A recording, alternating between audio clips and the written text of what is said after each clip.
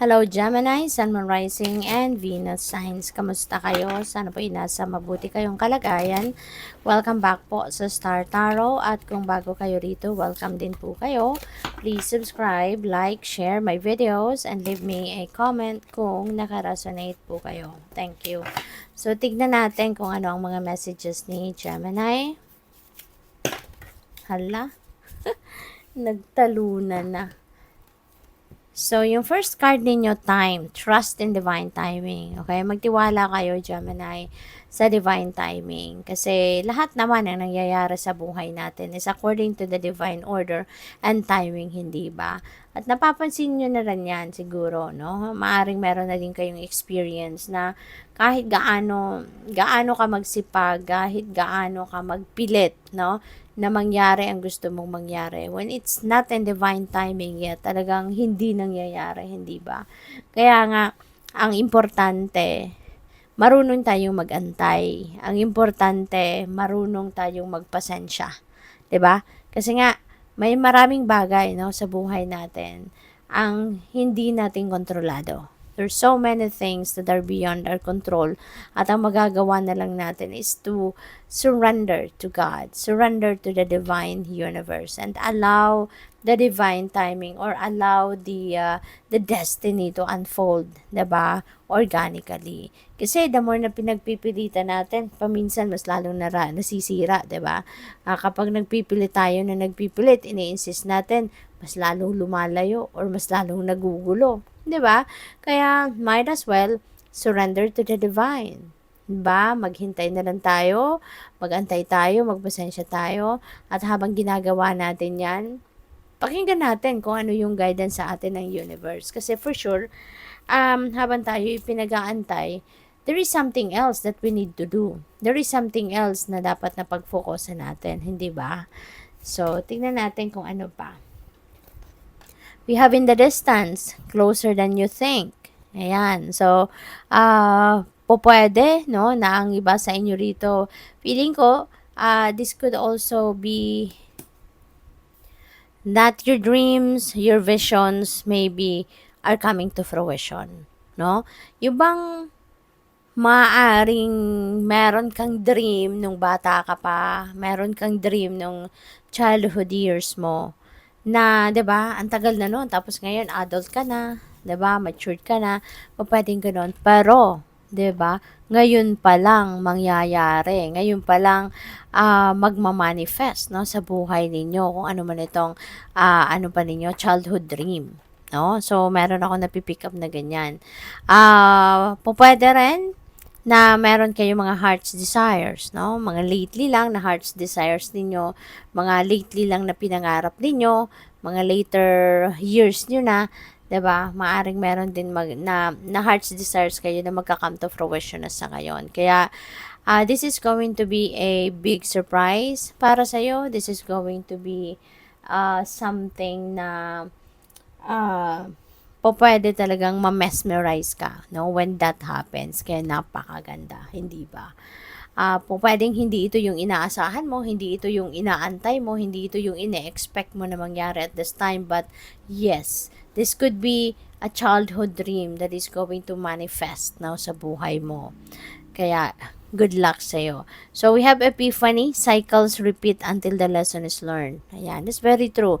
Paulit-ulit yan, no? Paulit-ulit yan, Gemini. Hanggat hindi ninyo ina-address ng tama, hanggat hindi ninyo natututunan kung ano yung lesson na dapat ninyong matutunan from this situation. Paulit-ulit yan. Pabalik-balik yan. No? Kukulitin ka ng sitwasyon na yan hanggat matutunan mo siya, no, na kung ano man ang dapat mong matutunan from that situation. So, if this message resonates with you, then alam niyo yan kung anong sitwasyon yan, no, na eto na naman, 'di ba? Masasabi ninyo, nangyari nito sa akin couple of years ago, nangyari na to sa akin 3 years ago. Tapos eto na naman, 'di ba? Kasi po baka dinedman nyo lang yan dati, no? Baka dinedman nyo lang dati, hanggang sa lumilipas na lang. Pero, hindi ibig sabihin na hindi na yung babalik. Kasi nga, hindi pa ninyo na-address ng tama. 'Di ba? Kaya ito na naman yun. So, we have a deep breath. Ayan. So, you know what? Gemini, kailangan mo siguro ngayon ng pahinga. Okay? You really need to rest. You really need to take a breather. Alright? Kasi po pwede no, na matagal na kayong hindi man lang nakakapagpahinga. So, you need to take a deep breath para magkaroon naman ng fresh air yung lungs ninyo. Makalanghap naman kayo ng preskong hangin. Magkaroon din naman kayo ng makapag-relax, no, yung mga cells sa katawan ninyo. Okay? So, give yourself time to rest. Alright? So, what else? We also have Uncharted Sea. Wow. So, maaari, no, na ang iba sa inyo dito, Gemini, is going to travel, no? Pwedeng adventure ang travel na to. Pwedeng you're going somewhere na you've never been to, no? Maaring meron kayo ritong didiskubrihin na lugar, no? Or maybe this is the very first time na meron kayong pupuntahang as in, pwedeng all your life gusto ninyong puntahan ito pero natatakot kayo, no? Pero ngayon, maaaring yun ang bibisitahin ninyo. So, yun, pwedeng travel yan. Possible din, Gemini, na yung Uncharted Sea na to could be a new beginning para sa'yo. Baka ikaw ay magsisimula ng bagong ganap sa buhay. Maybe this is a new job, a new career path. 'Di ba? Pwedeng susubukan mo na ngayon na maging negosyante, 'di ba? And this is the very first time siguro, 'di ba, na magiging entrepreneur ka na, yung ganon. So this is something new na maaring ano to, outside of your comfort zone. No, maaring hindi ito yung cup of tea mo, hindi ito yung nakasanayan mong gawin, hindi ito yung mundong sanay kang galawan, 'di ba? So pwedeng ganun 'yun. So, what else? We have seeing beyond. Wow. So, yung psychic abilities ninyo dito, Gemini, siguro, napakalakas ngayon, ano? Yung psychic abilities ninyo, gising na gising. So, pwede na since meron kayong Uncharted Sea dito, this is a new beginning, something new na pwedeng adventure ito para sa'yo. Ay po pwedeng ginagabayan kayo ng universe. Maybe you are being sent intuitive messages and nudges. Maaari may mga vision, 'di ba? May mga downloads na pinapadala sa inyo sa ngayon, no? So good luck sa iyo. Pakinggan niyo 'yan, no? Kasi 'yan ay gabay sa iyo, makakatulong sa iyo para mapunta ka or dalhin ka nito sa kung saan ka dapat mapunta. Okay? So, what else? We have temperance. Ayan. So, temperance is about patience, this is about patience, this is about balance. So, pwede, no, na kasi nasa taas din niya si deep breath, pwede, no, na mayroong mga imbalances siguro na nangyayari sa buhay mo sa ngayon.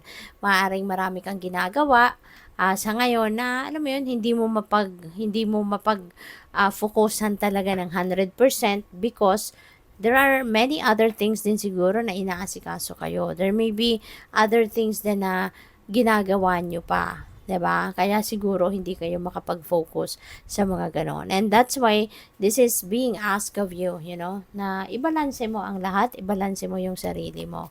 Okay? O yung mga ginagawa mo. So, we have Ace of Cups. Ayan. Ace of Cups is a new beginning. So, nasa taas din niya si Uncharted Sea. So, definitely, meron kayo sisimulang bagong ganap sa buhay. Definitely, you are going to start something new in your life dito. Kaya napakabongga nito na parang eto, no? Ace of Cups. Tignan mo yung tubig, 'di ba? Tumatalon. Kasi overflowing of blessings ito. This signifies overflowing of blessings ang paparating. Overflowing of blessings ang ibibigay at ipapadala sa iyo ng universe sa ngayon. At hindi lang ito basta-bastang ipapadala sa iyo, ibibigay sa iyo, no, na ganun lang kung anong kailangan mo. You are going to be sent abundance, no, of whatever blessing this is. So, pwedeng abundance of money, o pwedeng abundance of various opportunities, o pwedeng abundance of love. It could be anything, Gemini. Okay? Kung ano ang kailangan mo, yan ang ibibigay sa'yo. At ang bongga dito, ibibigay sa'yo ng sobra-sobra pa para sa'yo. Okay? So that you can also share it with other people.